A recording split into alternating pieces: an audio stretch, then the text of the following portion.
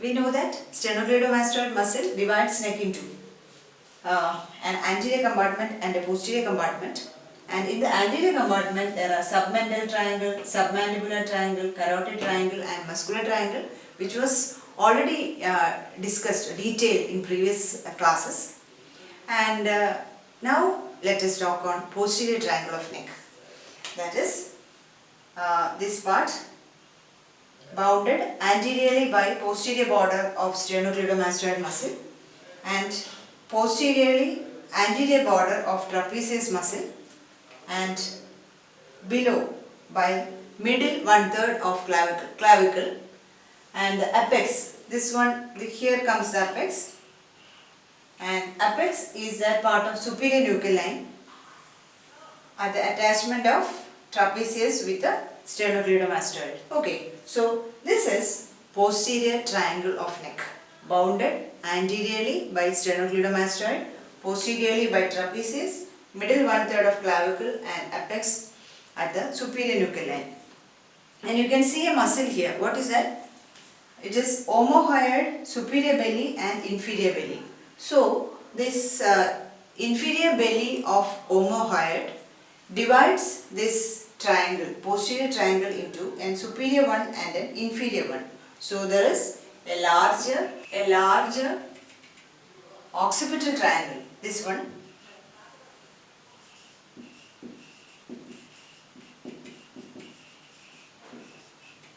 and a lower supraclavicular triangle.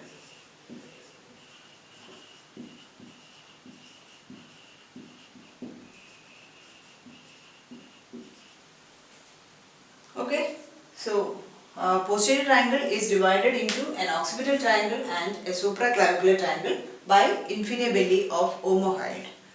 So let us talk on occipital triangle first. Okay, so this one is occipital triangle, bounded anteriorly by sternocleidomastoid muscle, posteriorly by trapezius and below by inferior belly of omohyoid. Okay, and what about the roof? So if a triangle, there should be a roof and also a floor and also contents.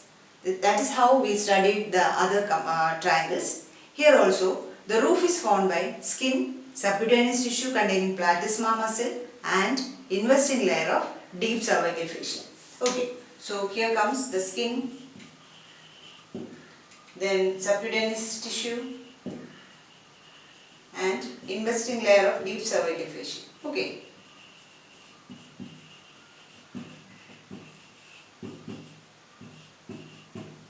So that forms the roof. The floor of this occipital triangle is formed by muscles. So the muscular floor uppermost is semispinalis capitis, and this is may or may not be present. Its semispinalis capitis is not present always. Okay, and just below that comes splenius capitis, and below that comes levator scapulae,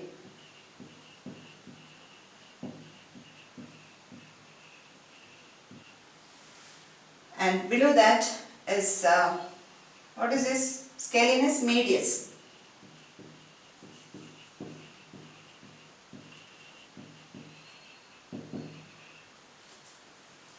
And here also a small muscle, that is scalenus anterior, and the scalenus anterior is going to the supraclavicular triangle. That part I explained along with this lower triangle.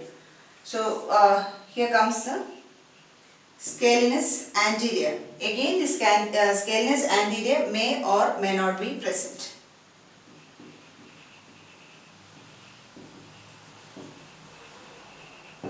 Okay, so semispinalis capitis and scalenus anterior are not constant,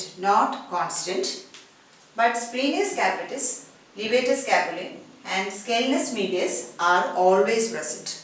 So this forms the muscle floor of occipital triangle, and covering this muscle floor comes the prevertebral layer of deep cervical fascia, which forms facial carpeting. That is another term you have to remember. This facial carpet is important because it forms the axillary sheet around subclavian artery and also the brachial plexus, going from root of neck into the upper limb. Okay, so axillary sheath.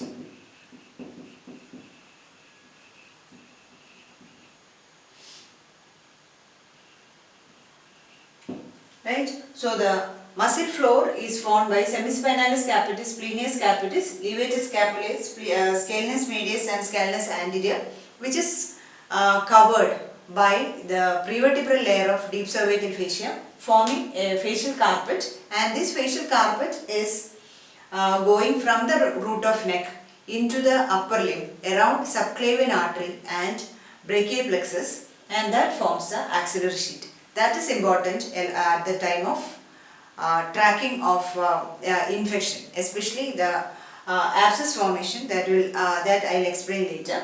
So this is muscular floor. And of the contents of this occipital triangle,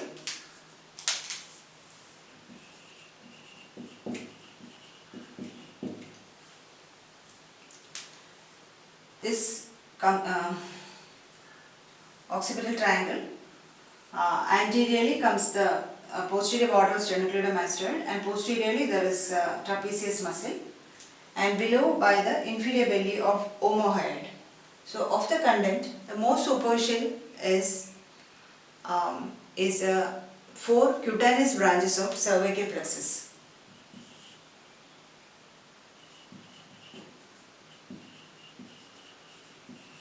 Cutaneous plexus are, one is going to this one, that is lesser occipital. Okay.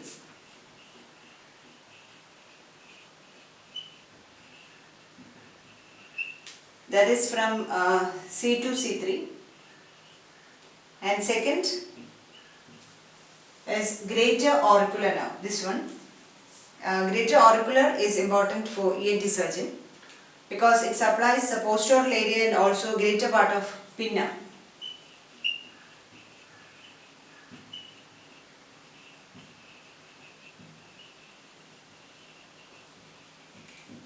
And third one is transverse cervical. Okay, transverse cervical. It is going over the sternocleidomastoid anteriorly.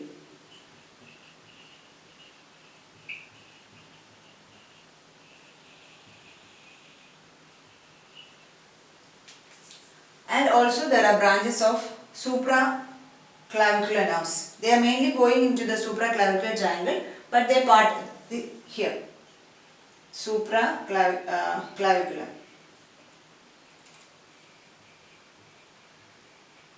And this supraclavicular nerves are going mainly into the supraclavicular triangle, but they are seen in the occipital triangle also. And another important nerve in this area is spinal accessory nerve.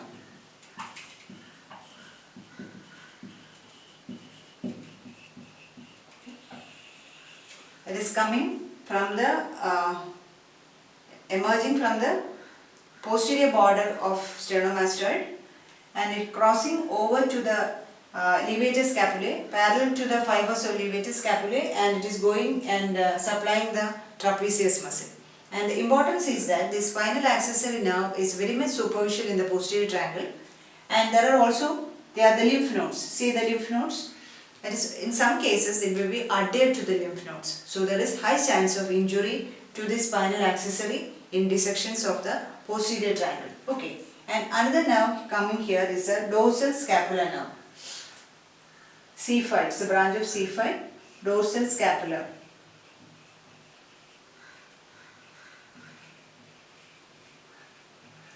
And fibers, nerves to levator scapulae and also trapezius. So all these nerves are very superficial, and this is a point where we give cervical plexus block.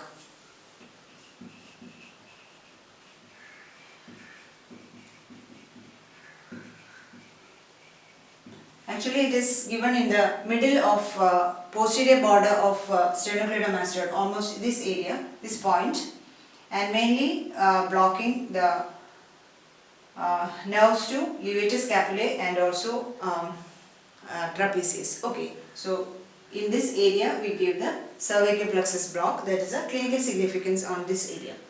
And another important content coming here is arteries.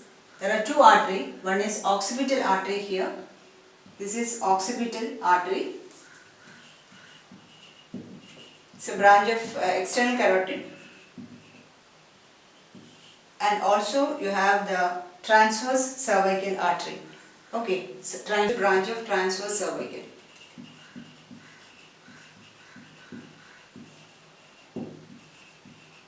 Artery. Along with that there is vein too, transverse cervical vein also, and it is and vein also, that is a transverse cervical vein going and forming the external jugular vein, which is seen in this area above the sternocleidomastoid. Okay, and there are also some lymph nodes, cervical lymph nodes of deep cervical chain. Okay, lymph nodes are also seen in this area. Okay, so this is posterior triangle, mainly the part of occipital triangle, that is the upper superior triangle. This is occipital triangle, the upper part of posterior triangle of neck, bordered by sternocleidomastoid, trapezius and inferior belly of omohyoid, and containing the roof is formed by skin, platysma and the investing deep cervical fascia, and the floor is formed by semispinalis capitis, splenius capitis, levator scapulae, scalenus medius and sometimes scalenus anterior. And the contents are the four cutaneous branches of the cervical plexus, then the spinal accessory nerve along with lymph nodes, then nerve to levator scapulae and trapezius and dorsoscapular nerve. And also the arteries are occipital artery and superficial branch of transverse cervical artery along with transverse cervical vein going to the external jugular vein, and also we can see the lymph nodes. And the clinical importance is mainly in the cervical plexus nerve block and dissection of the spinal accessory nerve, which is very much superficial to this area. And another important I have already told is the facial carpeting superficial to this muscular floor, which is continuous with the axillary sheath going from root of neck into the upper limb around subclavian artery and brachial plexus. Okay.